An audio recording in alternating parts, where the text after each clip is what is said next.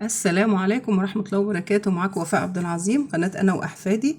النهاردة إن شاء الله هنعمل حاجة بسيطة كده وسهلة مع بعض. عصير حلو قوي عجبني فقلت أشارككم عشان تعملوه وتجربوه وتقولوا رأيكم فيه. واللي ما اشتركش معانا في القناة يشترك.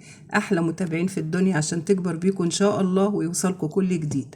هنسمي الله بسم الله الرحمن الرحيم. طبعا الجوافة بنجيبها نغسلها ونقطع العين بتاعها ونقطعها، وبعدين نحط لبن في الخلاط. الكمية بقى براحتكم، والسمك بتاع العصير برضو براحتكم. وبعدين هنحط عليه الجوافة اهو.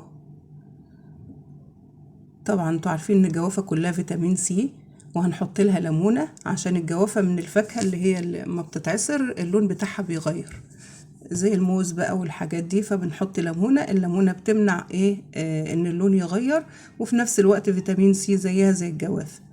وهنحط معلقتين عسل كبار او سكر على حسب الرغبة.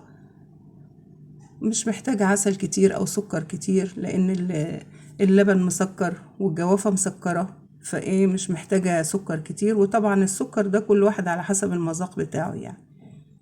تمام كده. هنضربها بقى في الخلاط وبعدين نصفيها بالمصفى عشان البذور بتاعت الجوافة. بصوا سمك العصير حلو قوي. عايزين تخفوا السمك عن كده براحتكم، عايزين تعملوه بمية من غير لبن برضو، كل واحد على حسب هو بيحب ايه. اهو تمام. هنصفيه وهنجيب بقى رمان سكري نفرطه ونحطه كده عليه.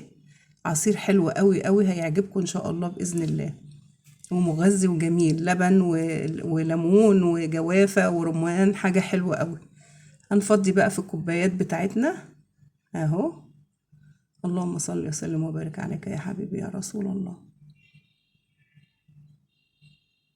تمام. وهنمسح بقى اي حاجة كده وقعت على الكوبايات بالمنديل، ونحط برضو شوية رمان على الوش كده، على وش الكوبايات. يا رب ان شاء الله كده تجربوه وتقولوا رأيكم فيه.